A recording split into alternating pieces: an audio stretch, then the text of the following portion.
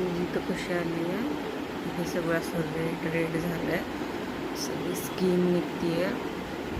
इथे कपाळाला असं झालं आहे, हे कपाळ पूर्ण सुजलं होतं.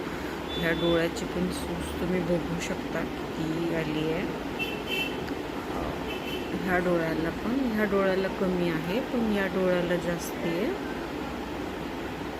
हे पण खूप सुजलं आहे, खूप सूज आहे इथेही पूर्ण.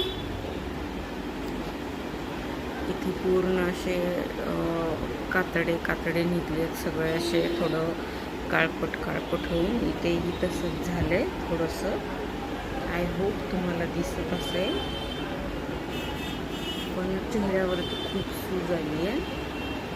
आणि हे सगळं फ्लिक्सच्या पिलिंग पोशन, पॉमोग्रॅनेट पिलिंग पोशन जे आहे त्याचे हे साईड इफेक्ट्स आहेत. कारण मी ज्यावेळेस लावलं होतं त्यावेळेस मला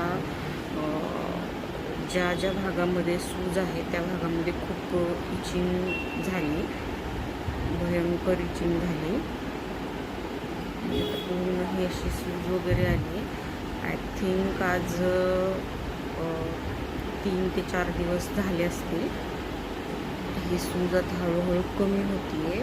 ह्याच्यावरती मी आयुर्वेदिक औषधं घेते, त्याच्यामुळे थोडंसं कमी होती आहे सूज.